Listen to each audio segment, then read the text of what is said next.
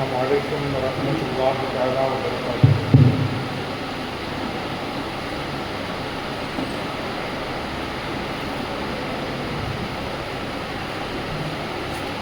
نحمده ونصلي على رسوله الكريم. أما بعد فأعوذ بالله من الشيطان الرجيم. بسم الله الرحمن الرحيم.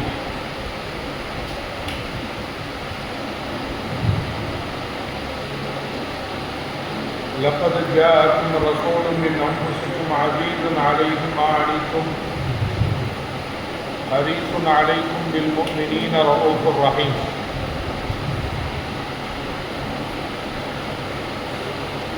وقال النبي صلى الله عليه وسلم: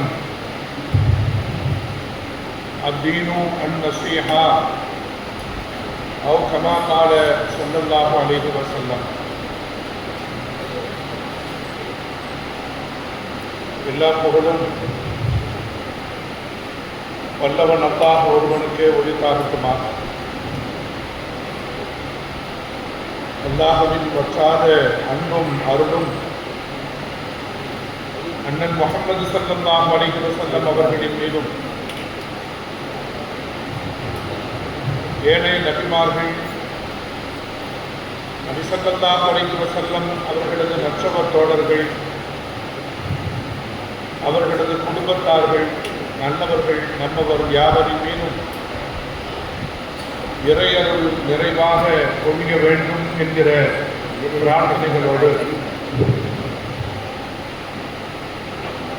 அல்லாமா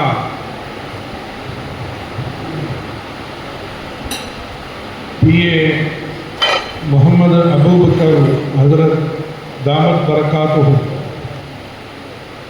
அவர்களின் குடும்பத்தாரால் நிர்வகிக்கப்பட்டு வருகிற இந்த கல்வி அறக்கட்டளையின் சார்பாக நடைபெறுகிற மீலாது தொடர் சொற்பொழிவு நிகழ்ச்சி மிகச் சிறப்பான முறையில் இந்த நிகழ்ச்சி வடிவமைக்கப்பட்டு பல வருடங்களாக மிகச்சிறப்பாக நடைபெற்று வருவதை நாம் அறிகிறோம். இத்தனை நாட்களாக பல்வேறு தலைப்புகளில் மார்க்க அறிஞர்கள் உங்களுக்கு நபி ஸல்லல்லாஹு அலைஹி வஸல்லம் அவர்களின் வாழ்விலிருந்தும் வரலாற்றிலிருந்தும் அரிய பல விஷயங்களை உங்களுக்கு சொல்லியிருப்பார். கற்கண்டின் எல்லா பாகமும் தித்திப்பது போல பெருமானார் ஸல்லல்லாஹு அலைஹி வஸல்லம் அவர்களின் வாழ்வின் எல்லா கோணங்களும் நம்முடைய உள்ளத்திற்கும் ஆன்மாவிற்கும் சுகம் தருபவை என்பதை மறுக்க முடியாது. அந்த வகையில் நபிகள் நாயகம் ஸல்லல்லாஹு அலைஹி வஸல்லம் அவர்களது வாழ்வில் இரண்டர கடந்து போன அவர்களை நேசித்த மனிதர்களின் புகழ்மிக்க பூமியான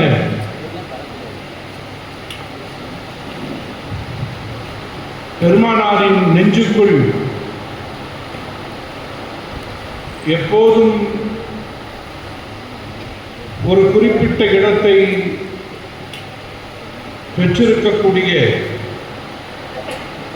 புனிதமான மதீனா நகர் குறித்தும்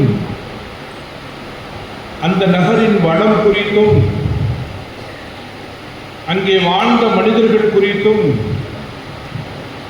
திருக்குர்ஆனில் இருந்தும் முஹம்மது ஸல்லல்லாஹு அலைஹி வஸல்லம் அவர்களது வாக்கிலிருந்தும் நமக்கு சொல்லித்தரப்பட்டிருக்கிற செய்திகளை இன்ஷா அல்லாஹ் இந்த அவையில் உங்களுக்கு முன்னால் பகிர்ந்துவிட வேண்டும் என்று நான் நாடுகிறேன். அல்லாஹ் அதற்கு துணை செய்வானாக. அருமையான விஷயங்களை கேட்பதோடு அதன் வழியாக அண்ணல் முஹம்மது ஸல்லல்லாஹு அலைஹி வஸல்லம் அவர்களின் முஹப்பத்தை நம்முடைய நெஞ்சம் முழுக்க நிரப்பிக் கொள்பவர்களாகவும் நம்முடைய வாழ்வின் வழிகாட்டியாகவும் திசை காட்டியாகவும் பெருமானாரின் மீது நாம் வைத்திருக்கிற நேசம் ஒரு மிக பெரும் கருவியாகவும் ஆயுதமாகவும் அமைய வேண்டும் என்கிற நல்ல பிரார்த்தனைகளோடு என் வார்த்தைகளை துவங்குகிறது. பெருமானாரை பற்றி குறிப்பிட்ட நாட்களில் மாத்திரம்தான் புகழ வேண்டுமா? நம்முடைய வாழ்விலும் அகத்திலும் ஆன்மாவிலும் ஆழமாக பதிந்து நிற்பவர்கள் அண்ணல் முஹம்மது ஸல்லல்லாஹு அலைஹி வஸல்லம் அவர்கள். இறைவனுக்காக நாம் செலுத்துகிற வணக்கங்களிலும் கூட வள்ளல் நபிகள் நாயகம் ஸல்லல்லாஹு அலைஹி வஸல்லம் அவர்களை நினைவு கூர்ந்து அஸ்ஸலாமு அலைக்க அய்யுஹன் நபியு வ ரஹ்மத்துல்லாஹி வ பரகாத்துஹு என்று பெருமானாருக்கு சலாம் சொல்லாத நிலையில் நம்முடைய தொழுகை பூர்ணமடைவதில்லை என்பதை பெருமக்கள் நமக்கு சொல்லித் தருகிறார். நம்முடைய வாழ்வின் ஒவ்வொரு நடவடிக்கைகளிலும் மானசீகமாகவும் பெருமானார் ஸல்லல்லாஹு அலைஹி வஸல்லம் வெளிப்பட்டுக் கொண்டே இருக்கிறார்கள். முகத்தை படைத்தவன் இறைவன் என்றால் அந்த முகத்தில் அழகை சேர்க்கிற தாடிக்கு அண்ணன் முஹம்மது ஸல்லல்லாஹு அலைஹி வஸல்லம் தான் வழிகாட்டி. நகங்களை படைத்தவன் இறைவன் என்றால் அதனை அழகுற அதனை கட்டி வெட்டி அதனை அழகுபடுத்திக் கொள்ள வேண்டும் என்று வழிகாட்டியவர்கள் அண்ணன் முஹம்மது ஸல்லல்லாஹு அலைஹி வஸல்லம். விரல்களை படைத்தவன் இறைவன் என்றால் அந்த விரல்களால் இறைவனை துதி செய்யுங்கள், தஸ்பீஹுகளை செய்து கொள்ளுங்கள் என்று நமக்கு பாடம் சொல்லித் தந்தவர்கள் அண்ணன் முஹம்மது ஸல்லல்லாஹு அலைஹி வஸல்லம். கண்களை படைத்தவன் இறைவன் என்றால் அந்த கண்களுக்கு அழகூட்டுகிற சுருமாவை இட்டுக் கொள்ளுங்கள் என்று ஸல்லல்லாஹு அலைஹி வஸல்லம் சொல்கிறார்கள் என்றால் ஒரு முஃமினின் வாழ்வில் கரண்டைக்கு மேலே நாம் கீழாடையை இழுத்து கட்டுகிறோம் என்றால் அங்கே முஹம்மது ஸல்லல்லாஹு அலைஹி வஸல்லம் இருக்கிறார்கள். உணவுண்ணுகிற பொழுது அந்த தட்டின் ஓரப்பகுதிகளில் இருந்து நீங்கள் உண்ணுங்கள் என்ற அந்த ஒரு சொல் கேட்டு நாம் நம்முடைய உணவை உண்ணுகிறோம் என்றால் அங்கே முஹம்மது ஸல்லல்லாஹு அலைஹி வஸல்லம் இருக்கிறார்கள். இப்படி ஒரு மூமினின் வாழ்வில் அவனுடைய அன்றாட பொழுதுகளில் அன்றாட நடவடிக்கைகளில் அண்ணன் முஹம்மது ஸல்லல்லாஹு அலைஹி வஸல்லம் மொத்தமும் சதையுமாக இரண்டர கலந்து நிற்கிற காட்சிகளை நாம் பார்க்க முடிகிறது. எனவே பெருமானாரை நாம் ஒரு குறிப்பிட்ட நாளில் மாத்திரம் புகழ்வதில்லை. அல்லாஹ் சொல்வது போல ஹஜ்ரத் மூஸா அலைஹிஸ்ஸலாத்து வஸ்ஸலாம் அவர்களுக்கு அல்லாஹ் சொன்னான் வ தக்கிர்ஹும் பி அய்யாமில்லாஹ். அந்த மக்களுக்கு சில நாட்களை குறித்து மூசாவே அவர்களுக்கு நினைவுபடுத்துங்கள் என்று அல்லாஹ் சொல்கிறார். அந்த வகையில் ஸல்லல்லாஹு அலைஹி வஸல்லம் பிறந்த மாதமான இந்த ரபீஉல் அவ்வல் மாதத்தில் பொதுவாக நாம் புகழ்ந்து வந்தாலும் குறிப்பாக நாம் பெருமானாரை முன்னிலைப்படுத்தி அவர்களை மையப்படுத்தி நம்முடைய வாழ்வுக்கு வளம் சேர்த்துக் கொள்ள வேண்டும் என்கிற அந்த எண்ணத்தோடு தான் இது மாதிரியான நிகழ்வுகள் ஏற்பாடு செய்யப்படுகின்றன. அல்லாஹ் இந்த நிகழ்வுகளை அல்லாஹ் கபூல் செய்து கொள்வானாக. லைலத்துல் கத்ர் 1000 இரவுகளை விடவும் சிறந்தது. இரவு முழுக்க நாம் வணங்குகிறோம். அந்த நாளுக்கென்று அந்த இரவுக்கென்று ஒரு தனிப்பட்ட குதூகலத்தையும் பரவசத்தையும் நாம் அனுபவிக்கிறோம் இல்லையா? எதனாலே? குர்ஆன் இறங்கிய இரவு என்பதனால் அந்த இரவை மாண்புபடுத்துகிறோம் என்றால், அன்பிற்கினியவர்களே, அந்த குர்ஆனை யார் கொண்டு வந்தார்களோ அவர்கள் பிறந்த அந்த நாளும் அந்த புனிதத்திற்குரியதுதான்.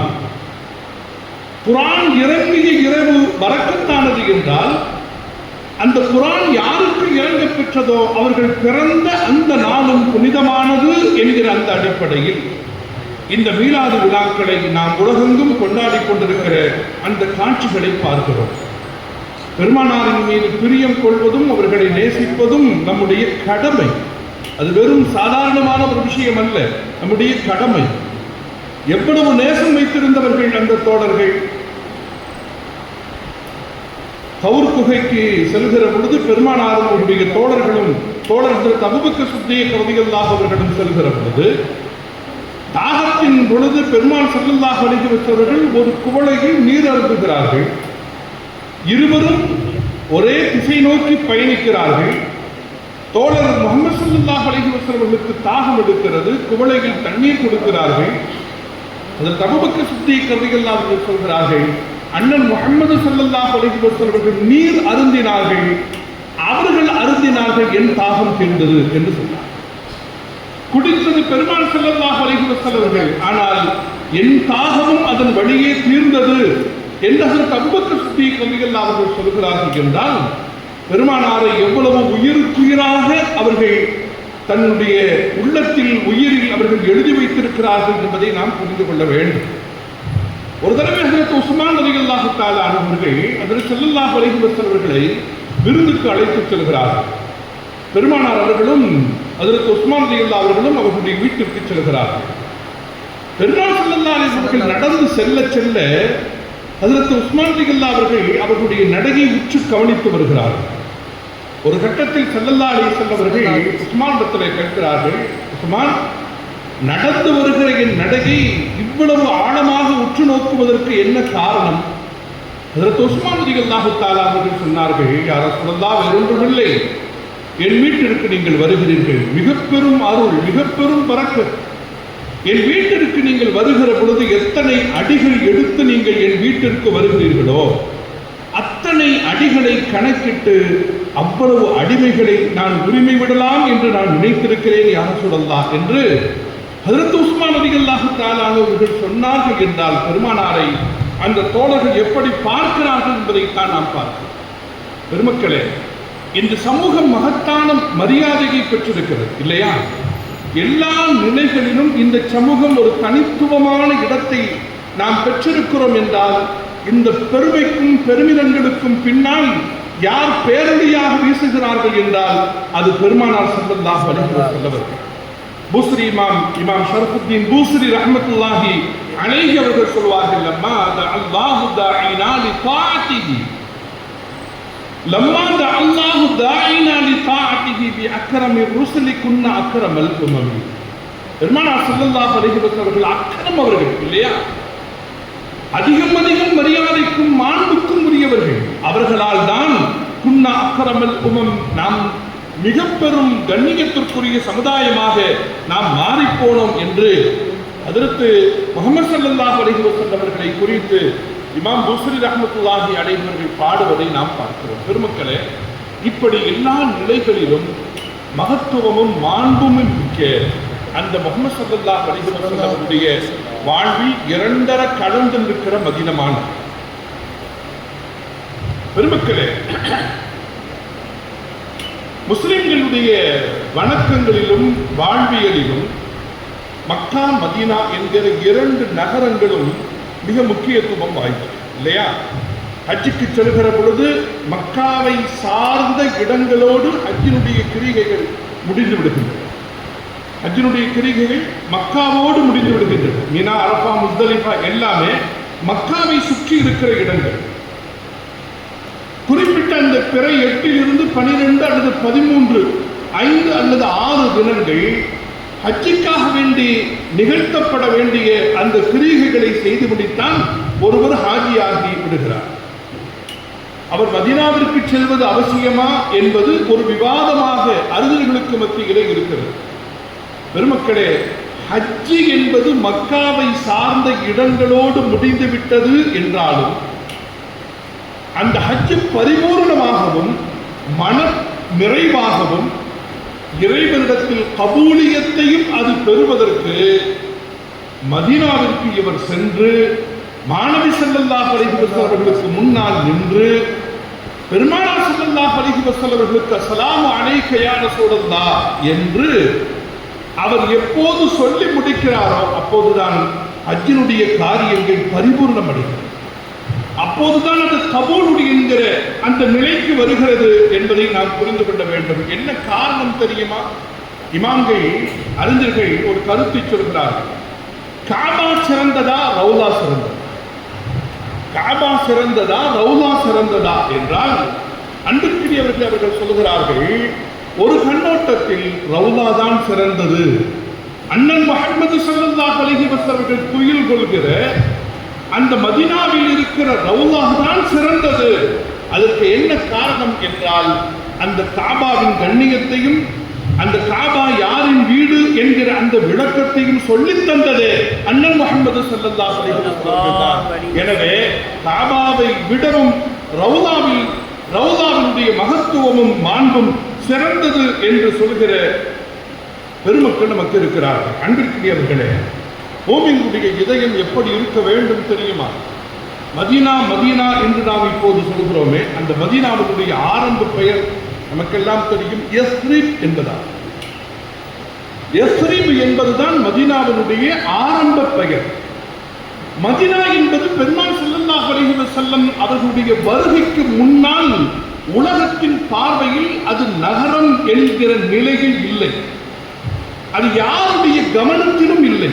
மதீனா என்பது யாருடைய கவனத்திலும் இல்லாத ஒரு பொட்டல் பகுதியாக இருந்ததுதான் மதீனா என்கிற அந்த பகுதி. அந்த மதீனா யஸ்ரிப் என்று அழைக்கப்பட்டது வரலாற்று. அண்ணல் முஹம்மது ஸல்லல்லாஹு அலைஹி வஸல்லம் அவர்கள் அங்கே சென்றதற்கு பின்புதான் அதற்கு பல பெயர்கள் உருவாகின. பல பெயர்கள். மதீனான்னு சொன்னா என்ன அர்த்தம் தெரியுமா? மதீனான சிட்டின்னு அர்த்தம். மதீனான என்னது பொருள்? மதீனான சிட்டின்னு அர்த்தம், நகரம் என்று பொருள். பெருமானார் ஸல்லல்லாஹு அலைஹி வஸல்லம் அவர்கள் அங்கே சென்றதற்கு பின்புதான் அது சிட்டி மதீனா என்கிற பெயரை பெறுகிறது. ஒரு ஊருக்கு பெயர் இருக்கும், ஆனால் ஒரு ஊரே ஊர் என்கிற பெயரை பெற்றிருப்பது மதீனா என்கிற ஊர் மாற்றிருந்தான் பெருமக்கள். அந்த மதீனாவிற்கு பல பெயர்கள். மதீனத்துன் நபி என்கிற ஒரு பெயர் இருக்கிறது, ஹபீபா என்கிற ஒரு பெயர் இருக்கிறது, முபாரக்கா என்கிற ஒரு பெயர் இருக்கிறது, பாபா என்கிற ஒரு பாபாண்டா தூய்மையான நகரம் அர்த்தம். பைத்திபா அப்படின்னா மனமிக்க வாசனை மிக்க நகரம் என்று பொருள். அன்பிற்குரியவர்களே, அது மாத்திரமல்ல, தாரு சலாமா என்கிற அமைதியின் இல்லம் என்கிற அந்த அர்த்தத்தை தாங்கிய அந்த பெயர்கள் எல்லாம் மதீனாவிற்கு அண்ணன் முஹம்மது ஸல்லல்லாஹு அலைஹி வஸல்லம் அவர்கள் வருகை புரிந்ததற்கு பின்பு அந்த ஊர் பெற்ற புனிதமான பெயர்கள் என்பதை நம்முடைய கவனத்திலே நாம் கொள்ள கடமைப்பட்டிருக்கிறோம். பெருமக்களே, நாம் ஒன்று புரிஞ்சுக்கணும். நபிகள் ஸல்லல்லாஹு அலைஹி வஸல்லம் அவர்கள் அங்கேதான் அடக்கம் செய்யப்பட்டிருக்கிறார் இல்லையா? அங்கேதான் துயில் கொள்கிறார்கள். உலகத்தின் எந்த மூலையில் இருந்தும் பெருமானாரை நோக்கி சொல்லப்படுகிற அனைத்து சலாம்களுக்கும் ஸல்லல்லாஹு அலைஹி வஸல்லம் அவர்கள் அங்கே பதில் சொல்கிறார். ஒரு மூமின் பெருமானாரை முன்னோக்கி அஸ்ஸலாமு அலைக்க யா ரசூலல்லாஹ் என்று ஒருவர் சொன்னால் என்ன நிகழ்கிறது தெரியுமா? ஒரு மலக், ஒரு வானவர் பெருமானார் ஸல்லல்லாஹு அலைஹி வஸல்லம் அவர்களுக்கு முன்னால் வந்து நின்று, யா ரசூலல்லாஹ், இன்ன இடத்தில் இன்ன மனிதர், இன்னாரின் மகன் இன்னார், உங்களுக்கு அவர் சலாம் சொல்கிறார். அப்துல் கனி அவர்களின் மகனார் பீர் முஹம்மது என்பவர் உங்களுக்கு சலாம் சொல்கிறார். அஸ்ஸலாமு அலைக்க யா ரசூலல்லாஹ். இப்படித்தான் பெருமானார் ஸல்லல்லாஹு அலைஹி வஸல்லம் அவர்களுடைய முன்னிலையில் ஒரு மலக்கு வந்து ஒப்புவிக்கிறார் என்ற ஹதீஸ்களிலே பார்க்கிறோம். அன்பிற்குரியவர்களே, யோசித்து பார்க்கிற பொழுது பெருமான் ஸல்லல்லாஹு அலைஹி வஸல்லம் அங்கே தொழில் கொள்கிறார்கள். இஸ்லாமிய மரபின் அடிப்படையில் ஒரு நம்பிக்கை இருக்கிறது. எந்த பூமியில் எந்த மண்ணில் ஒருவர் படைக்கப்பட்டாரோ அந்த மண்ணில் தான் அவர் அடக்கம் செய்யப்பட்டார். மின்ஹா ஹலக்னாக்கும் வஃபீஹா நுஈதுக்கும் வமின்ஹா நுக்ரிஜுக்கும் தாரத்தன் உக்ரா. அல்லாஹ் சொல்கிறார், எங்கே எந்த மண்ணில் இருந்து ஒருவர் படைக்கப்பட்டாரோ அந்த மண்ணில் தான் அவர் அடக்கமும் செய்யப்படுகிறார், அங்கிருந்து தான் அவர் மீட்டப்படுவார் என்று குர்ஆனுடைய வசனம் இருக்கிறது. அப்படியெல்லாம் என்ன பொருள் தெரியுமா? நபிகள் நாயகம் ஸல்லல்லாஹு அலைஹி வஸல்லம் அவர்கள் மதீனாவில் அடக்கம் செய்யப்பட்டிருக்கிறார்கள் என்றால் அவர்களின் படைப்பில் கலந்திருக்கிற மண்ணின் மூலச்சத்து அது மதீனாவிலிருந்து எடுக்கப்பட்டிருக்கிறது என்பதை நாம் புரிந்து கொள்ள வேண்டும். அது மாத்திரமல்ல பெருமக்களே, பெருமக்கள் மிக அருமையான ஒரு விளக்கத்தை தருகிறார்கள். பெருமானாருக்கு பக்கத்தில் அவருடைய 2 தோழர்களும் அடக்கம் செய்யப்பட்டிருக்கிறார்கள். ஹஜ்ரத் அபூபக்கர் சித்தீக் ரலியல்லாஹு அவர்களும் ஹஜ்ரத் உமர் ரலியல்லாஹு தஆலா அன்ஹு அவர்களும் அவர்களுக்கு அருகில் அவர்கள் இருவரும் அடக்கம் செய்யப்பட்டிருக்கிறார்கள். அப்படி என்றால் பெருமானார் படைத்த அந்த மண்ணின் மிச்சத்தில் இருந்து அந்த இருவரும் படைக்கப்பட்டிருக்கிறார்கள் என்கிற ஒரு குறிப்புகளையும் கூட பெருமக்கள் சொல்கிற பொழுது நமக்கெல்லாம் ஆச்சரியமாகவும் அதிசயமாகவும் இருக்கிறது பெருமக்கள். ஆக அன்பிற்குரியவர்களை அல்லாஹ் சுப்ஹானஹு வ தஆலா அந்த மதீனாவிற்கு பல பெயர்களை வைத்திருக்கிறார். எவ்வளவு பேர் தெரியுமா? வரலாற்றை நீங்கள் வாசித்து பார்த்தால் மதீனாவிற்கு 94 பெயர்கள் இருக்கின்றன. மதீனாவிற்கு 94 பெயர்கள். அதில் குர்ஆன் ஒரு சொல்லை சொல்கிறது. மதீனாவிற்கு குர்ஆன் சொல்லக்கூடிய ஒரு சொல் இருக்கிறது. என்ன சொல்ல தெரியுமா? அலம் தகுன் அர்துல்லாஹி வாசிஆ. அர்துல்லாஹ் என்கிற ஒரு சொல் அது மதீனாவை சுட்டுகிறது. அல்லாஹ்வின் பூமி. அதுதானே என்ன அர்த்தம்? அது அல்லாஹ்வின் பூமி என்ற அர்த்தம். அல்லாஹ்வின் பூமி என்கிற அந்த சொல் அல்லாஹ்வுடைய சொல்லாக அருள்முறையில் பதிவு செய்யப்பட்டிருக்கிறது என்றால் அன்பிற்குரியவர்களே, அந்த மதீனாவினுடைய மாண்புகளை நாம் புரிந்து கொள்ள வேண்டும். நபிகள் பெருமானார் ரசூலுல்லாஹி ஸல்லல்லாஹு அலைஹி வஸல்லம் அவர்கள் அந்த பூமிக்கு வருவதற்கு முன்பாக நான் ஏற்கனவே சொன்னது போல அது நோய் பூமியாகும். அந்த ஊர் யாருக்குமே ஒத்துக்கிறார். அந்த ஊர் யாருக்குமே ஒத்துக்கிறார். அங்கே போய் சில நாட்கள் தங்குகிற மனிதர்கள் காய்ச்சலாலே பீடிக்கப்படுவார்கள். சளி தொல்லையில் பீடிக்கப்படுவார்கள். காய்ச்சல் இருக்கும், சளி தொல்லைகள் இருக்கும். அந்த சீதோஷணம் ஒத்துக்கிறார், கிளைமேட் ஒத்துக்கிறார். இதே சூழல் சஹாபிகளுக்கும் நிகழ்ந்தது. பெருமானார் ஸல்லல்லாஹு அலைஹி வஸல்லத்தினுடைய தோழர்கள் அங்கே மதீனாவிற்கு சென்றதற்கு பின்னாலே மக்காவுடைய கிளைமேட் வேற, மதீனாவுடைய கிளைமேட் வேறு மாதிரி இருந்தது. ஹஜ்ரத் பிலால் ரலியல்லாஹு தஆலா அன்ஹு அவர்களை போன்றவர்கள் தான் தஹஜ்ஜுடைய தொழுகைக்காக வேண்டி அவர்கள் எழுந்து நிற்கிற பொழுது அவர்களுடைய உடல் பலவீனப்பட்டு மிகவும் நோய்வாய்ப்பட்டு சிரமத்திற்கு ஆளாகுகிற அந்த தருணத்தில் மக்காவாசிகளை நினைத்தவர்கள் புலம்புவார்கள். மக்காவாசிகளை கோபத்தோடு நினைத்து பார்ப்பார்கள். இந்த மக்காவாசிகளை அல்லாஹ் நீ நாசமாக்குவாயா? அவர்கள் இல்லை என்றால் நாங்கள் இங்கே வந்திருக்க மாட்டோமே. இவ்வளவு சிரமமாக இருக்கிறது, இவ்வளவு பலவீனமாக நாங்கள் மாட்டிக்கொண்டவே என்றெல்லாம் ஹஜ்ரத் பிலால் ரலியல்லாஹு தஆலா அன்ஹு அவர்களை போன்றவர்கள் புலம்புவார்கள். பெருமானார் ரசூலுல்லாஹி ஸல்லல்லாஹு அலைஹி வஸல்லம் அந்த தோழர்களை ஆற்றுப்படுத்தினார்.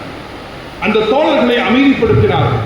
அந்த தோழர்களுக்கு பல்வேறு நிலைகளில் அந்த மதீனாவில் அவர்களின் இருப்பை தக்க வைப்பதற்காக அந்த மதீனாவின் மீது அவர்களுடைய உள்ளத்தில் இயல்பான ஆசையும் இயல்பான விருப்பமும் உருவாகும் அளவில் அண்ணல் ஸல்லல்லாஹு அலைஹி வஸல்லம் பல காரியங்களை செய்தார்கள். மதீனாவுடைய சிறப்புகளை இந்த தோழர்களுக்கு வரிசைப்படுத்தி சொன்னார்கள். அல்லாஹ்விடத்திலே அந்த மதீனாவை குறித்து மக்களின் உள்ளங்களில் ஒரு ஆழமான இடம் கிடைக்க வேண்டும் என்று அல்லாஹ்விடத்திலே அவர்கள் வேண்டிக் கொண்டார்கள். அல்லாஹும்ம ஹப்பிபி இலைனல் மதீனா கஹப்பினா மக்கா அவ் அஷத்த.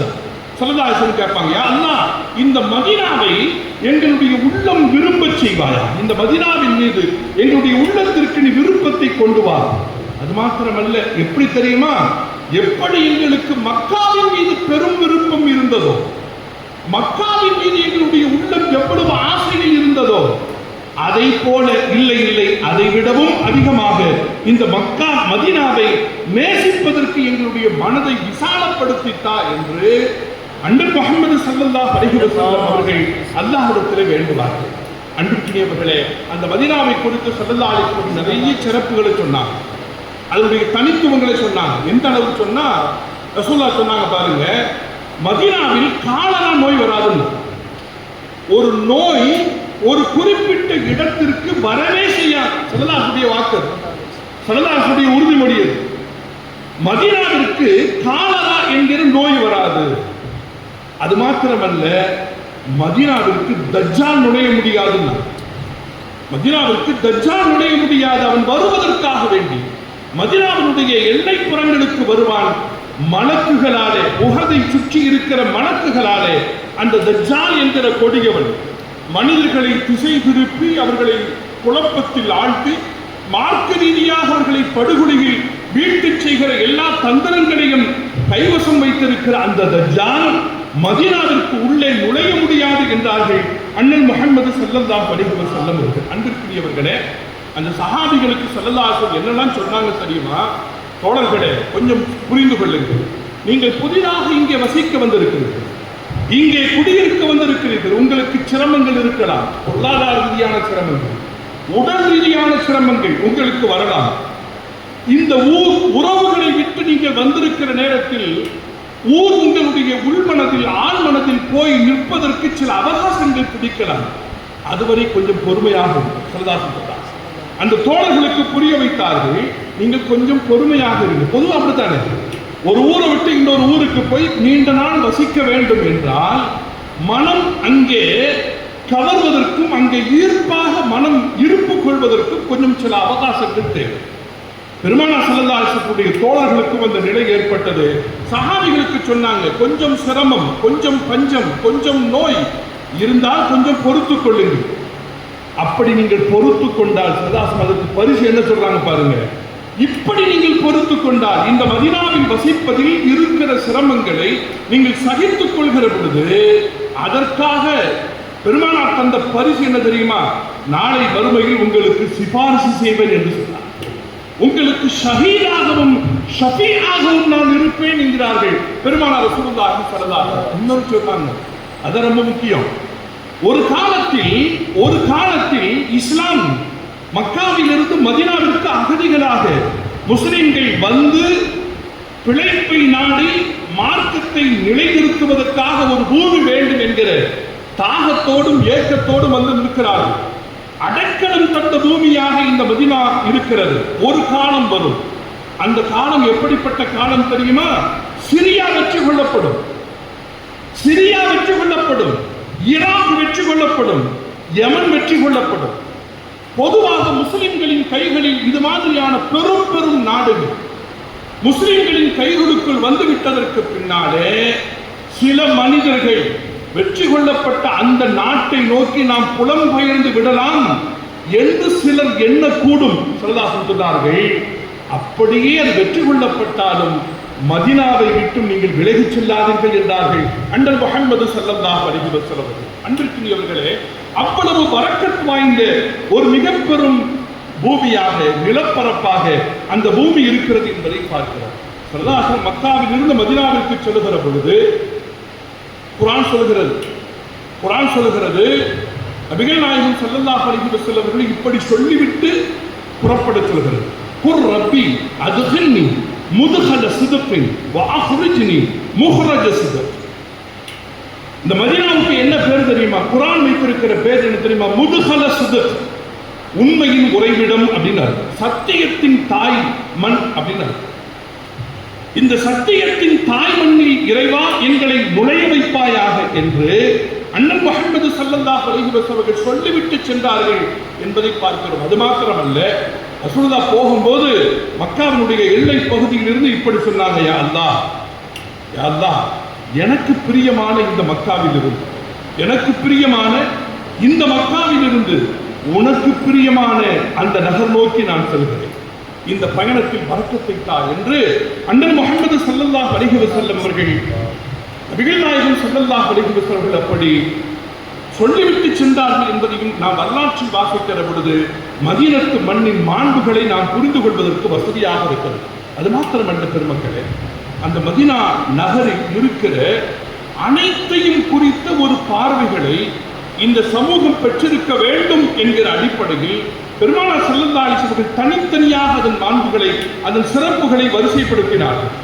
மதீனாவில் இருக்கிற மண் இருக்கிறது, அதன் புழுதி இருக்கிறது, அது சாதாரணமானது. மதீனாவில் இருக்கிற மண்ணும் அதன் புழுதிகளும் சாதாரணமானதல்ல. வேறு பூமியில் இருக்கிற மண்ணை போல அந்த பகுதியில் பரவி வருகிற தூசுகளை போல மதீனத்து மண்ணும் அதன் தூசுகளும் கிடையாது. ஸல்லல்லாஹு சொன்னாங்க, அந்த மண் ஷிஃபாவை தருகிற, உங்களுடைய நோய்களுக்கு நிவாரணத்தை தருகிற மண் என்றார்கள் ஸல்லல்லாஹு. ஒரு நோயாளி தன்னுடைய குழந்தைகளையோ அல்லது நோயுற்றிருக்கிற ஒரு மனிதரையோ பெருமானார் ஸல்லல்லாஹு அலைஹி வஸல்லம் அழைத்து வரப்பட்டால் பெருமானார் ஸல்லல்லாஹு அலைஹி வஸல்லம் என்ன செய்வாங்க தெரியுமா? தங்களுடைய முபாரக்கான விரலில் அவருடைய எச்சிலை தொட்டு மதீனத்து மண்ணில் லேசாக தொட்டு ஓதி அந்த இடத்துல அப்படி தடவிடுவாங்க. தடவிட்டு சொல்லுவாங்க, பிஸ்மில்லாஹி துர்பத்து அருதினா, அல்லாஹ்வுடைய திருநாமத்தை கொண்டு நான் ஓதுகிறேன், அவனிடத்தில் நான் உதவி கோருகிறேன். இந்த பூமியின் மண் இருக்கிறது, அது நோய்களுக்கான ஷிஃபாவை தரும். அப்படி தருகிற ஆற்றலை அல்லாஹ் இந்த மண்ணுக்கு தந்திருக்கிறான் என்று அண்ணல் முஹம்மது ஸல்லல்லாஹு அலைஹி வஸல்லம் அவர்கள் அந்த மதீனத்து மண்ணின் மகத்துவத்தை நமக்கு புரிய வைத்தார். அது மாத்திரமல்ல, ரசூலுல்லாஹ் எதுக்கெல்லாம் துஆ செஞ்சாங்க தெரியுமா? வியாபாரிகள் அளக்கிறார்களே, அளவைகள், நிறுவைகள், அதன் பழங்கள், பேரித்தம் பழங்கள், அங்கே அறுவடை செய்யப்பட்டு குவிக்கப்பட்டிருக்கிற தானியங்கள், இவை எல்லாவற்றிலும் யாரெல்லாம் பறக்கச் செய்வார்? அல்லாஹும்ம பாரிக் லனா ஃபீ ஸாஇனா வ முத்தினா, ரசூலுல்லாஹி ஸல்லல்லாஹு அலைஹி வஸல்லம் துஆ. யாரெல்லாம் இந்த வியாபாரிகளின் அளவைகளில், இந்த வியாபாரிகள் நிறுக்கிறார்களே அந்த நிறுத்தல்களில், அவர்களுடைய பழங்களில், அவர்களுடைய தோட்டங்களில், அவர்களுடைய தொழில்களில் யா அல்லாஹ் பரக்கத் செய்வாயாக என்று அண்ணல் முஹம்மது ஸல்லல்லாஹு அலைஹி வஸல்லம் அவர்கள் எல்லாவற்றிற்கும் அவர்கள் துஆ செய்திருக்கிறார்கள் என்பதை நாம் பார்க்கிறோம்.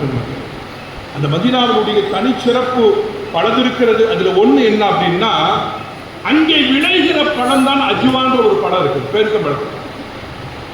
அந்த மதீனாவில் விளைகிற மிக முக்கியமான ஒரு பழம், ரசூலுல்லாஹ்வுடைய ரொம்ப அவர்களுடைய மனதை மிகவும் ஆக்கிரமித்த ஒரு படம் அப்படின்னு சொல்லலாம். ரசூலுல்லாஹ் சொன்னாங்க, அந்த படத்தை பார்த்தாலே ரொம்ப அழகா இருக்கும், குட்டி குட்டியா இருக்கும், ரொம்ப விலை கொடுத்து வாங்கிட்டு வருவாங்க. ஹாஜிகள் உறவுகளுக்கு அதை கொடுக்க மாட்டாங்க, ஏன்னா விலை ஜாஸ்தி. அது களிமான்னு ஒரு பழம் இருக்கும், அந்த பழம் ஹோல்சேல கிடைக்கும். இந்த அஜ்வான்றது பாக்கெட், ஒரு கிலோ பாக்கெட்டு, 2 கிலோ பாக்கெட்டு கணக்கு வச்சுக்கிறாங்க. தன் மகளை கட்டி கொடுத்த மகளுக்கு ஒரு வீடு, ஒரு பாக்கெட்டு, அது மாதிரி தான் வச்சுக்கிறாங்க. தவிர பொது விநியோகத்திற்காக வேண்டி இந்த பழங்களை கொடுக்கறது இல்லை, ஏன்னா விலை கூட. அந்த அஜ்வா என்கிற அந்த பழம் குறித்து பெருமான் ஸல்லல்லாஹு அலைஹி வஸல்லம் அவர்கள் சொன்னார்கள், அஜ்வா பழங்களில் 7 பழங்களை தினமும் சாப்பிட்டு வருகிற பழக்கம் கொண்டவருக்கு குஷ்டம் என்கிற நோய் வராது. அது மாத்திரமல்ல, பிறரால் செய்யப்படுகிற சூனியத்தின் தாக்கத்திலிருந்து அவர் விடுதலை பெறுவார் என்றார்கள் பெருமானார் ரசூலுல்லாஹி. இதெல்லாம் சத்தியமான வார்த்தை, இதை பரிசோதனை செய்ய வேண்டிய அவசியமே இல்லை. ஒரு மனிதர் இந்த காரியத்தை தொடர்ந்து செய்தால் அதன் தாக்கங்களிலிருந்து கண்டிப்பாக அவருக்கு விடுதலை கிடைக்கும் என்பதில் கொஞ்சம் கூட சந்தேகம் இல்லை. பெருமாள் மஸ்ஜித் நபவி இருக்கிறது, மதீனாவுடைய மாண்புமிக்க ஒரு இடம், கண்ணியமானவும் கௌரவமான கம்பீரமான ஒரு இடம். ரசூலுல்லாஹ் கட்டும் போது ரொம்ப சின்ன பள்ளி, அது பேரித்தம்பழ ஓலைகளாலே வேயப்பட்ட ஒரு சிறு கூரை தான் பள்ளி. சஹாபிகள் வியந்து கேட்கிறார்கள், யார் ரசூலுல்லாஹ் இவ்வளவு சின்னதா இருக்குது, இவ்வளவு சின்னதா இருக்குது. ரசூலுல்லாஹி ஸல்லல்லாஹு அலைஹி வஸல்லம் சொன்னாங்க, ஒரு மூசா அலைஹிஸ்ஸலாத்து வஸலாம் வீடு இது மாதிரி தான் சின்னதா இருந்துச்சு. மூசாவின் குடிலை போல, மூசாவின் வீட்டை போல சின்னதாக இருப்பதாக நீங்கள் கருதுகிறீர்கள். ஒரு காலம் வரும், பல்லாயிரக்கணக்கான மனிதர்கள் இங்கே கூடுவார். ஒரு தாயின் கர்ப்பப்பை எப்படி விசாலம் அடைகிறதோ, விரிவடைகிறதோ, இந்த மதீனாவினுடைய நபவியும் அதுபோல விரிவடையும் என்றார்கள் பெருமானார் ரசூலுல்லாஹி ஸல்லல்லாஹு அலைஹி வஸல்லம். இன்னைக்கு பார்க்கிறோம், மதீனாவுக்கு போன அந்த கம்பீரத்தை பார்த்து 2 கண்கள் போதவில்லை. அதன் அழகை பருகுவதற்கு, அதன் அழகை உள்வாங்கிக் கொள்வதற்கு, நம்முடைய உள்ளத்தில் அதை சேமிப்பதற்கு நம்முடைய புற கண்கள் 2 போதாது என்கிற வகையில் அவ்வளவு கம்பீரமாக, அவ்வளவு பரவசத்தை அள்ளித்தரக்கூடிய வகைகளிலே அந்த மஸ்ஜித் நபவி அவ்வளவு விசாலமாகவும் அவ்வளவு விரிவாகவும் இருப்பதை நாம் பார்க்கிறோம். அந்த மஸ்ஜித் நபவியில் ஆயிரக்கணக்கான அத்தாட்சிகள் உண்டு, ஆயிரக்கணக்கான அத்தாட்சிகள். அதுல மிக குறிப்பான ஒரு அத்தாட்சி இருக்கிறது. என்ன அப்படின்னா, ரசூலுல்லாஹ் அடக்கம் செய்யப்பட்டிருக்கிற அந்த இடம் தான் ஹஜ்ரத் ஆயிஷா அம்மாவுடைய வீடு. ஆயிஷா அம்மாவுடைய வீடு அதுதான். அதை ஒட்டித்தான் பெருமானாருடைய பல மனைவிமார்கள், நம்முடைய அன்னைமார்களுடைய வீடுகள் அப்படி அதனுடைய வரிசைகளே தொடர்ந்து இருந்தன. காலப்போக்கில் வீட்டை, பள்ளிவாசலை அதாவது விரிவாக்கம் செய்கிற அந்த பொழுதில் அந்த வீடுகள் எல்லாம் இடிக்கப்பட்டு விட்டன. அதற்கு ஆயிஷா ரலியல்லாஹு தஆலா அன்ஹா அவர்கள் வசித்த வீடு, பெருமானார் ஸல்லல்லாஹு அலைஹி வஸல்லம் அவர்கள் வாழ்ந்த வீடு, அதுதான் இப்ப ரவுலாவாக இருக்கிறது. அதுதான் ரவுலா. நபிகள் நாயகம் ஸல்லல்லாஹு அலைஹி வஸல்லம் துயில் கொள்கிற இடம் அந்த ரவுதா தான். ஸல்லல்லாஹு சொன்னாங்க, மாபைன பைத்தி வ மிம்பர். பெருமானார் அவர்கள் வசித்த வீடு, பெருமானார் அவர்கள் தொழுக வைத்த அந்த இடம், அவர்கள் குத்துபா செய்த இடம், அந்த இரண்டுக்கும் இடையில் இருக்கிற அந்த இடம் இருக்கிறது. ரசூலுல்லாஹி ஸல்லல்லாஹு அலைஹி வஸல்லம் சொன்னாங்க, ரௌலத்தும் மின் ரியாதில் ஜன்னah, அது சொர்க்கத்தின் ஒரு பகுதி. ஒரு கவிஞர் மிக அழகாக சொல்கிறார், சொர்க்கத்தில் மதீனா இல்லை, ஆனால் மதீனாவில் சொர்க்கம் இருக்கிறது.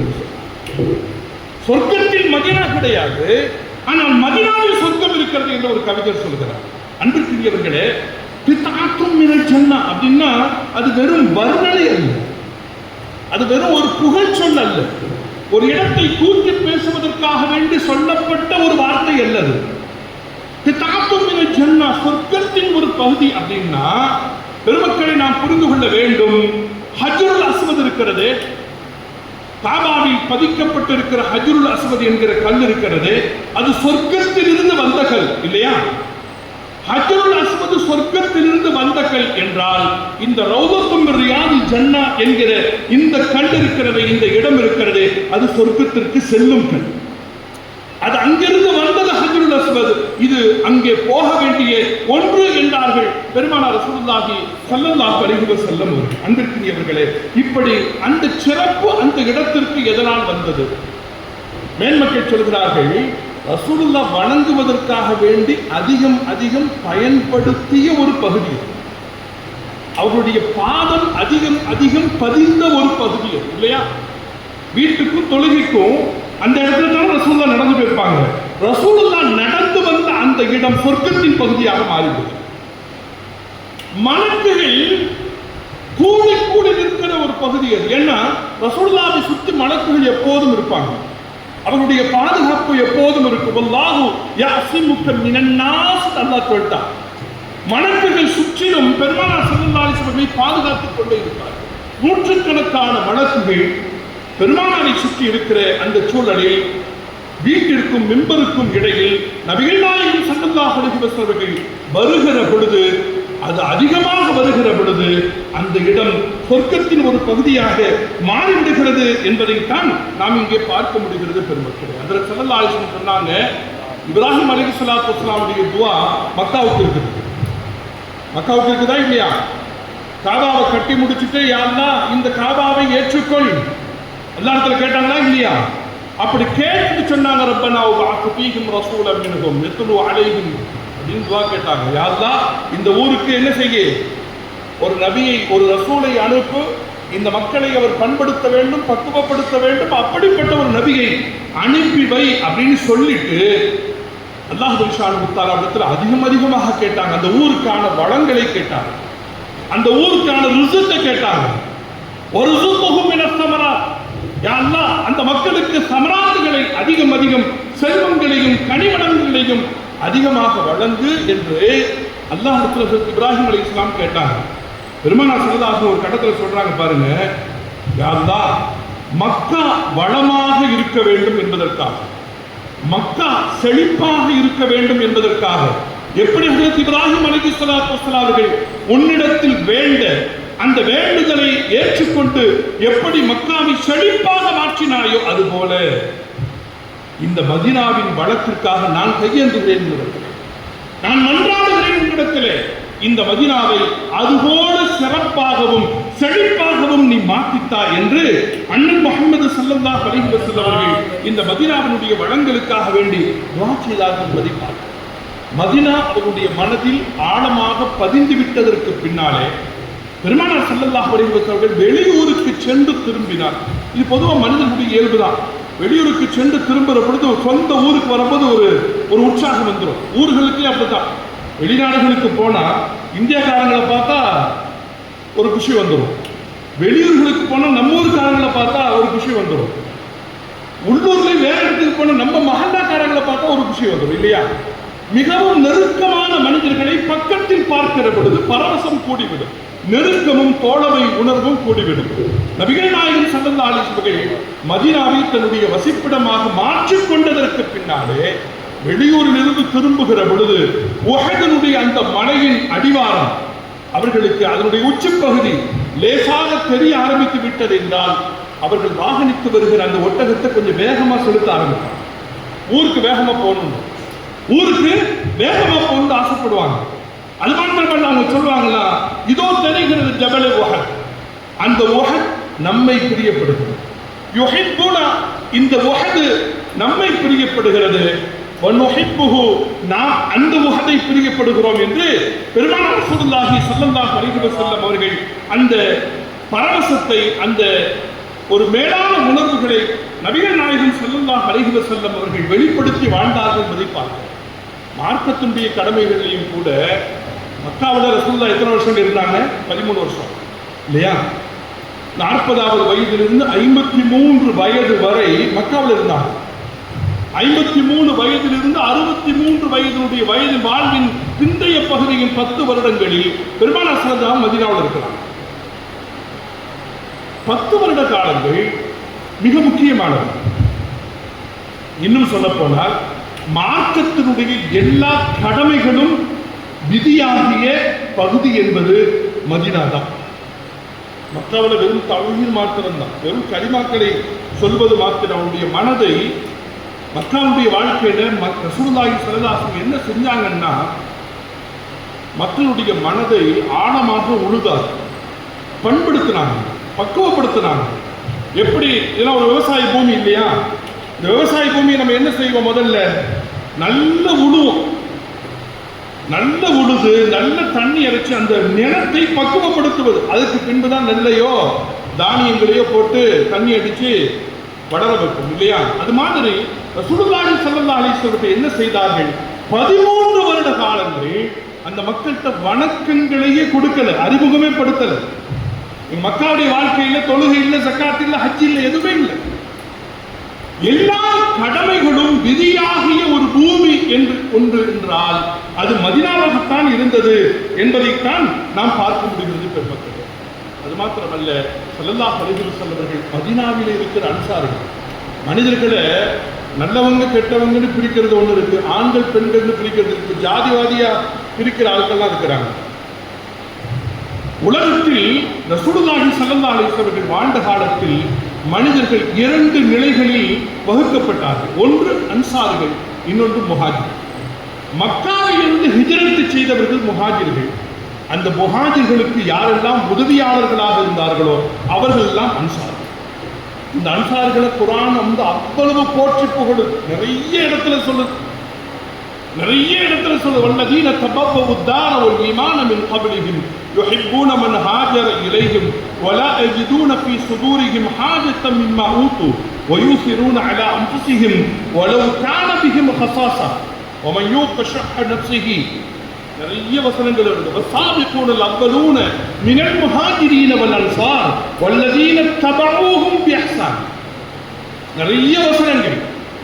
மதீனாவிலே வாழ்ந்து அந்த புனிதமான போற்றுதலுக்குரிய பெருமானார் ரசூலுல்லாஹி ஸல்லல்லாஹு அலைஹி வஸல்லம் அறிமுகம் செய்து தந்த இந்த மார்க்கத்திற்கு உரமூட்டியவர்கள், இந்த மார்க்கத்திற்கு பொலிவு தந்தவர்கள், இந்த மார்க்கத்திற்கு புத்துணர்வை தந்தவர்கள் அந்த அன்சாரிய பெருமக்கள்.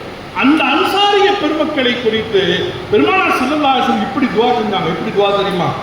அன்சாரிகளுக்கு எல்லாத்துக்குமே ஒரு துஆ இருக்குது.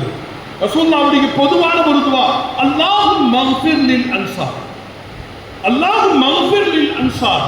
இறைவா, இந்த அன்சாரிகளின் பாவங்களை நீ மன்னித்து விடுவாயா. அல்லாஹும்ம மக்ஃபிர் லில் அன்சார் வக்ஃபிர் அன்சாரில் அப்னாயில் அன்சார். இந்த அன்சாரிகளின் பாவத்தை மாத்திரமல்ல, இந்த அன்சாரிகளின் பிள்ளைகளின் பாவங்களை மன்னித்து விடுவாயா, அவர்களின் பிள்ளைகளின் பாவத்தை மன்னித்து விடுவார். 3 தலைமுறைக்கு ரசூலுல்லாஹி ஸல்லல்லாஹு அலைஹி வஸல்லம் இப்படி துஆ செய்தார்கள் என்பதை பார்க்கிற பொழுதுதான் அந்த மக்களுடைய தனிப்பட்ட சூழல்களை நாம் புரிந்து கொள்ள முடிகிறது பெருமக்கள். ரசூலுல்லாஹி ஸல்லல்லாஹு அலைஹி வஸல்லம் மக்காவிலிருந்து மதீனாவுக்கு எப்போ போனாங்க வரலாறு நமக்கு தெரியும். எந்த சூழல்ல போனாங்க, நீண்ட ஒரு வரலாறு இல்லையா? மக்காவோட கொடுமைகள் தாங்க முடியல. பெருமானார் ஸல்லல்லாஹு அலைஹி வஸல்லம் அவர்கள் மார்க்கத்தினுடைய பிரச்சாரத்தை சுதந்திரமாக எடுத்து வைக்க முடியும், வணக்கங்களை செலுத்த முடியல. பயந்து வாழ வேண்டிய ஒரு கட்டம் வந்தது. ஹஜ்ரத் உமர் ரலியல்லாஹு தஆலா அன்ஹு அவர்கள் எப்போது இஸ்லாத்தை ஏற்றுக்கொண்டார்களோ அன்றைய நாளில் இருந்துதான் இஸ்லாம் கொஞ்சம் வெட்ட வெளிக்கு வந்தது.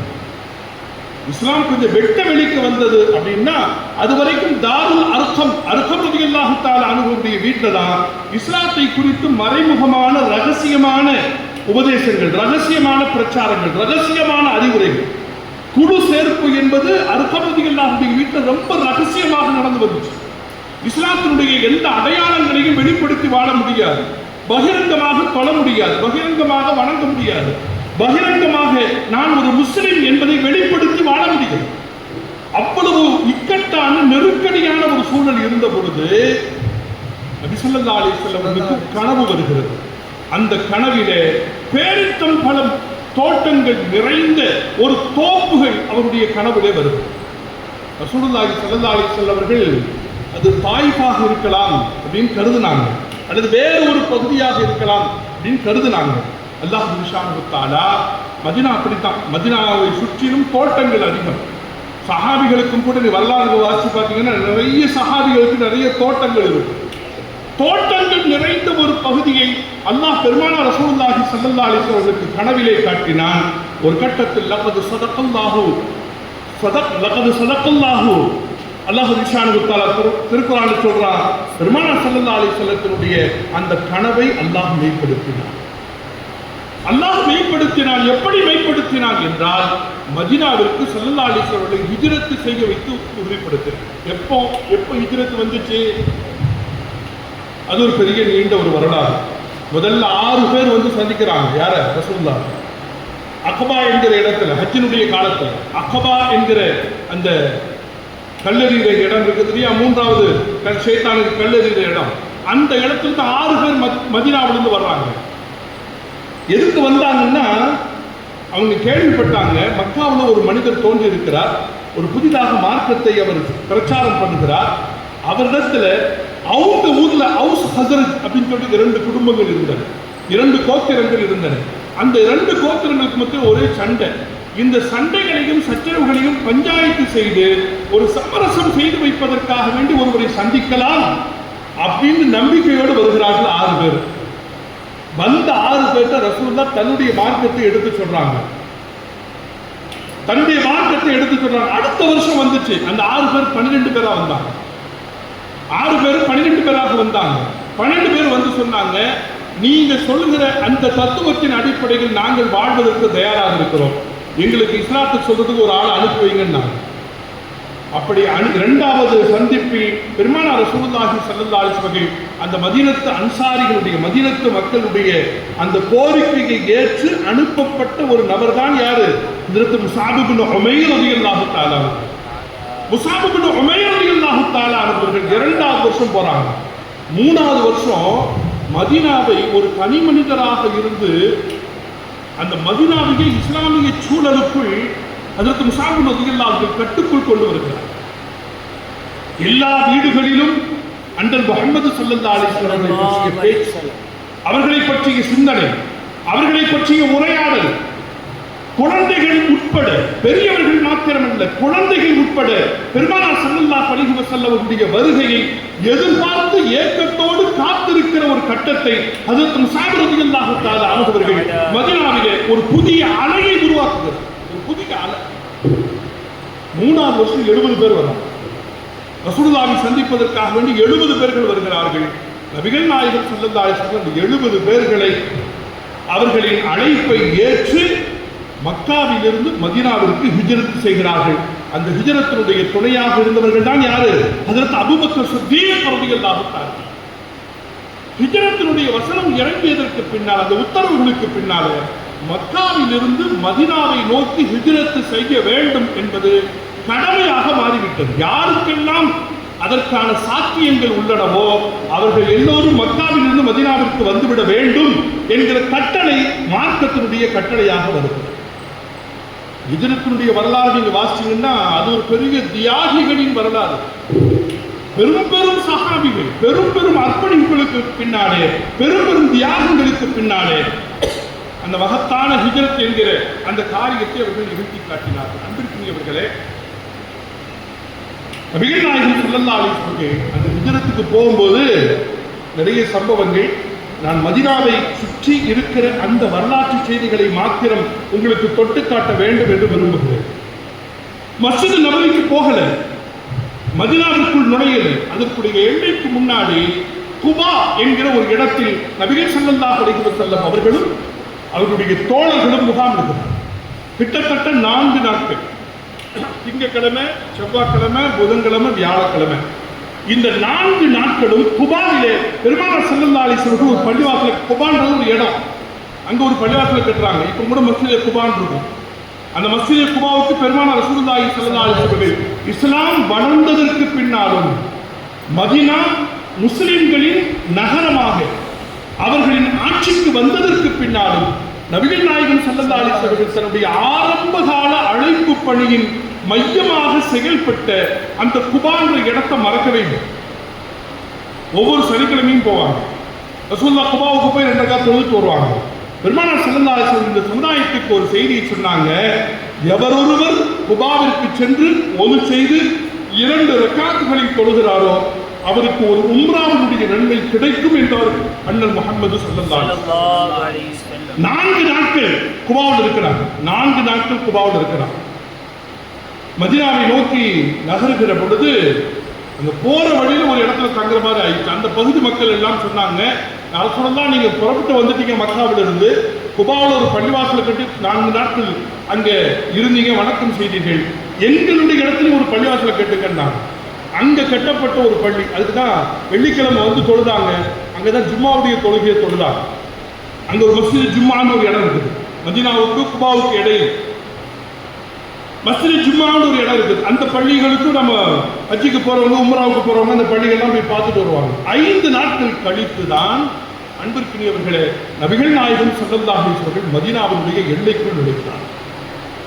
இந்த மதீனாவில் நுழைந்ததற்கு பின்னால் நபிகள் நாயகம் ஸல்லல்லாஹு அலைஹி வஸல்லத்துடைய மனதெல்லாம் பூரிப்பு, மனதெல்லாம் ஆனந்தம். அந்த ஆனந்தத்தை அவர்கள் ஸல்லல்லாஹு அலைஹி வஸல்லம் அதற்கு முன்பு அனுபவித்ததில்லை. இந்த பூரிப்பையும் இந்த புலங்காகிதத்தையும் இந்த பெருமிதமான உணர்வுகளையும் நபிகள் ஸல்லல்லாஹு அலைஹி வஸல்லம் அனுபவித்ததில்லை. ஏன் அனுபவித்ததில்லை அப்படின்னா, தாயிஃபில் இந்த வரம் கிடைத்துவிடும் என்றவர்கள் நம்பினார்கள். தாயிஃபில் இது மாதிரியான சந்தர்ப்பம் கிட்டிவிடும் என்றவர்கள் நம்பினார்கள். ஆனால் தாயிஃப் அவர்களுக்கு கை கொடுக்கிறது. அங்குள்ள மக்களை மனதில் மாற்றி மார்க்கத்தை அவர்களுடைய உள்ளத்தில் பதிய வைத்துவிட முடியும் என்று நம்பினார்கள். ஆனால் அவர்கள் நினைத்ததற்கு மாற்றமாக அந்த தாயிஃபினுடைய மக்கள் நடந்து கொண்டார்கள். தாயிஃப் மதீனாவாக மாற இருந்த தாயிஃப் தன்னுடைய சந்தர்ப்பத்தை அது தவறவிட்டு விட்டது.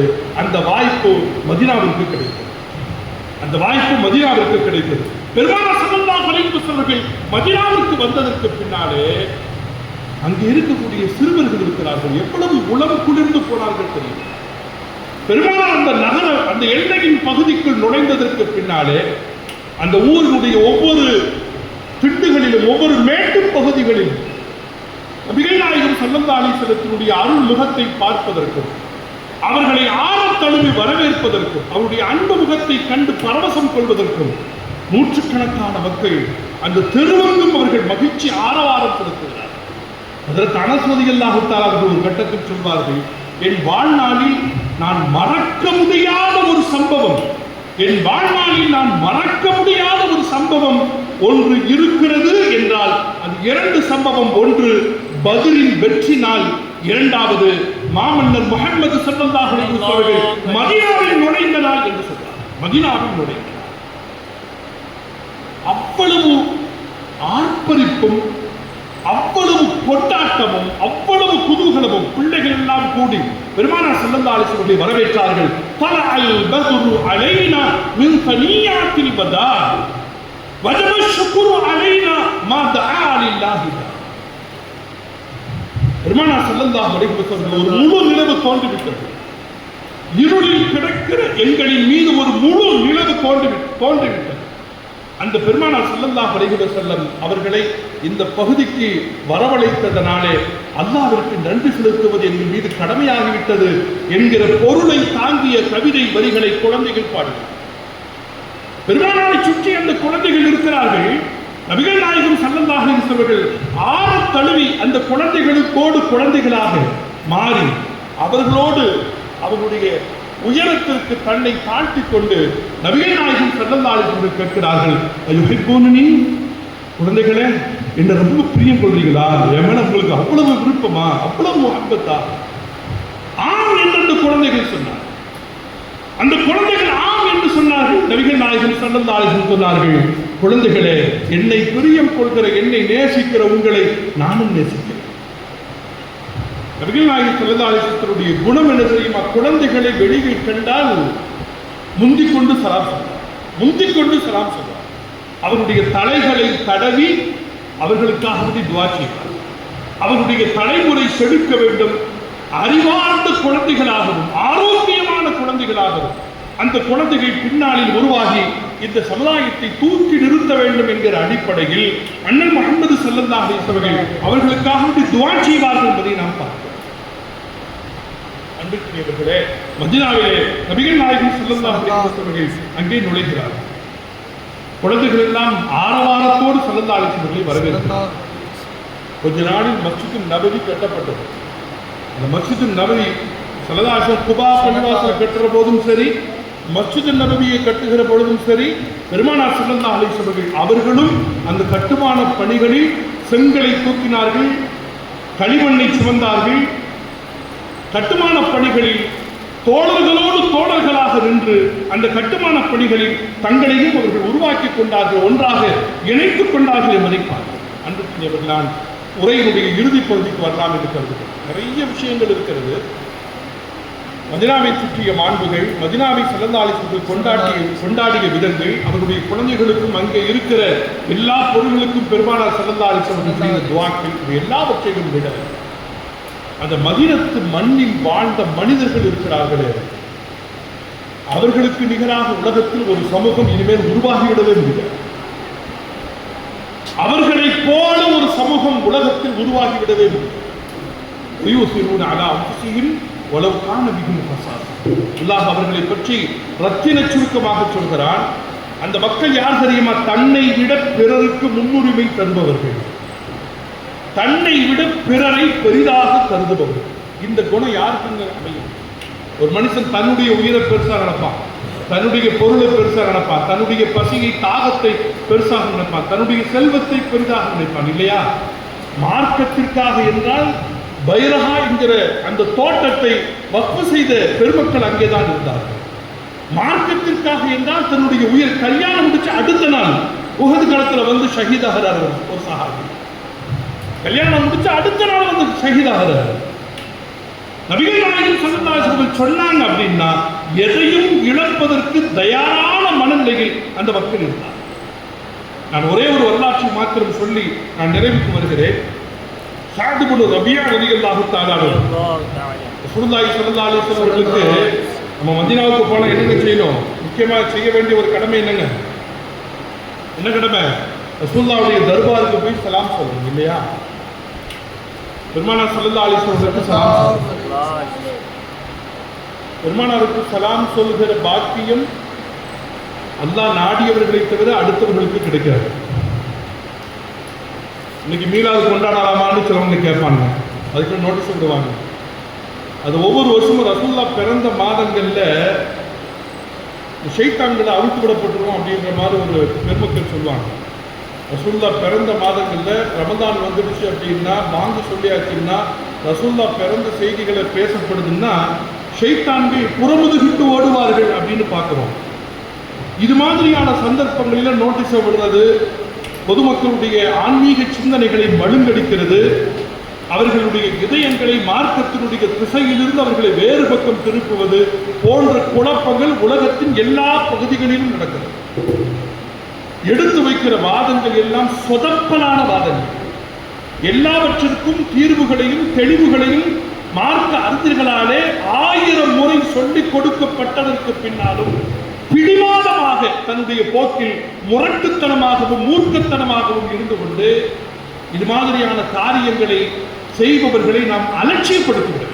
முதல்ல நாம செய்யற முதல் விஷயம் என்ன தெரியுமா? அதை பொருட்டாக கருதக்கூடாது, அதை பொருட்டாக கருதக்கூடாது, அதை அலட்சியப்படுத்த நாம் பழக வேண்டும். அன்பிற்கினியவர்களே, அண்ணல் முஹம்மது ஸல்லல்லாஹு அலைஹி வஸல்லம் அவர்களுக்கு சலாம் சொல்லுங்க.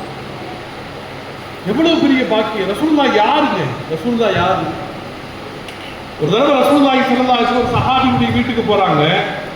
வாசல் இருந்து அவர்களும் அவருடைய தோழர்களும் அஸ்ஸலாமு அலைக்கும்னு சொல்றாங்க. வாசல்ல இருந்து பதில் இல்லை, கதவு தாளிடப்பட்டிருக்கிறது. ரெண்டாவது தடவை அஸ்ஸலாமு அலைக்கும் சொன்னாங்க, அப்பவும் பதில் இல்லை. மூணாவது தடவை அஸ்ஸலாமு அலைக்கும் சொன்னாங்க, பதில் இல்லை. ரசூலுல்லாஹ் திரும்ப போகும்போது உள்ள கண்டு வந்துட்டார் சஹாபி. உள்ள கண்டு வந்துட்டார் சஹாபி. வந்துவிட்டு சொன்னார், யா ரசூலுல்லாஹ், நான் உள்ளே தான் இருந்தேன், அப்ப ஏன் பதில் சொல்லல? ரசூலுல்லாஹ் அவர் சொன்னார், யா ரசூலுல்லாஹ், வேற ஒன்றும் இல்லை, என் வாசலுக்கு வந்து அஸ்ஸலாமு அலைக்கும் என்று நீங்கள் சொல்கிறீர்கள். உங்கள் வாயிலிருந்து வருவது எவ்வளவு பெரிய துஆ! அது ஒரு தடவை அல்ல, 3 முறையாவது நான் செவிமடுக்க வேண்டும், அந்த வாக்கியத்தை பெற வேண்டும் என்பதற்காக பதில் சொல்லாமல் நான் அமைதியாக இருந்தேன் அப்படின்னு சொன்னார். அப்போ ஒரு சஹாபியுடைய வரலாற்று, ஒரு மனிதனுடைய வரலாற்றில் நபிகள் நாயகம் ஸல்லல்லாஹு அலைஹி வஸல்லம் சலாம் சொல்வதும் அவருடைய சலாமை பெறுவதும் மிக பெரும் வரம், மிக பெரும் வரம். ரசூலுல்லாஹி ஸல்லல்லாஹு அலைஹி வஸல்லம் சலாம் சொல்றது, நாம சலாம் சொல்றோம் தர்பார்ல இருந்து மாத்திரம் அல்ல, ஒவ்வொரு தொழுகையிலும் அஸ்ஸலாமு அலைக்க அய்யுஹன் நபின்னு சலாம் சொல்றோம் இல்லையா? பெருமானார் ஸல்லல்லாஹு அலைஹி வஸல்லம் மீது சலாமும் சொல்லணும், ஸலவாத்தும் சொல்லணும். இன்னல்லாஹ வ மலாயிகத்தஹு யுஸல்லூன அலன் நபி யா அய்யுஹல்லதீன ஆமனூ ஸல்லு அலைஹி வ ஸல்லிமு தஸ்லீமா. அல்லாஹும்ம ஸல்லி அலா சய்யிதினா சொல்லுங்க. அல்லாஹும்ம ஸல்லி அலா சய்யிதினா முஹம்மதின் வ அலா ஆலி சய்யிதினா முஹம்மதின் வ பாரிக் வ ஸல்லிம். ஸல்லல்லாஹு அலைஹி வஸல்லம் மீது ஸலவாத்தும் சொல்லணும், ஸலாமும் சொல்லணும். சஅத் இப்னு ரபீ அப்படின்னு சொல்லிட்டு ஒரு சஹாபி, உஹது யுத்தம் முடிந்ததற்கு பின்னாலே போர்க்களத்தில் கலந்த கைதிகளை எல்லாம் பார்த்துவிட்டு வாருங்கள் என்று நபிகள் நாயகம் ஸல்லல்லாஹு அலைஹி வஸல்லம் சில தோழர்கள் அனுப்பி வைக்கிறாங்க. சஅத் இப்னு ரபீ என்ன செய்யறாரு? கொலையும் குற்றையுமாக அவர் குத்தப்பட்டு கிடக்கிறார். ரசூலுல்லாஹி ஸல்லல்லாஹு அலைஹி வஸல்லம் அவர்கள் சில சஹாபிகள் அனுப்பி அவரை போய் பார்த்து சலாம் சொல்லுங்கன்னு சொன்னாங்க.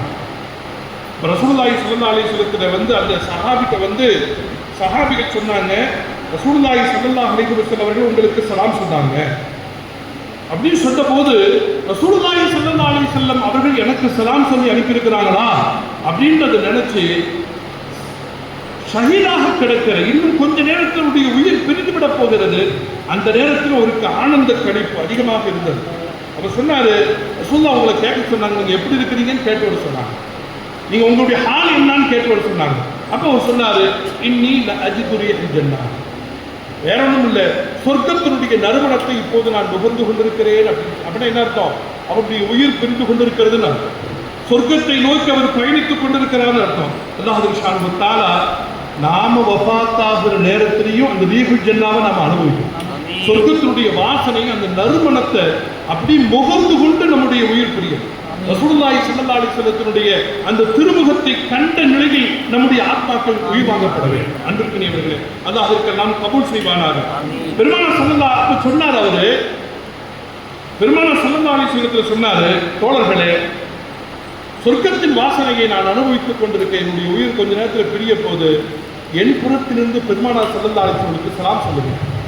நபிகள் நாயகம் ஸல்லல்லாஹு அலைஹி வஸல்லம் அவர்களுக்கு சலாம் சொல்லுங்க. இன்னொரு விஷயம் இருக்கிறது, என் உயிர் இப்போது பிரிய போகிறது, என் பங்கு முடிகிறது, ஆனால் பெருமானாரை பாதுகாக்கின்ற மகத்தான பொறுப்பில் உங்களுக்கு இறைவன் இன்னும் காலத்தை தந்திருக்கிறார். கண் இமைக்கும் நேரம் கூட பெருமானாருக்கு எந்த கஷ்டமும் வந்துடக்கூடாது, அது ரொம்ப கவனமா இருக்கு.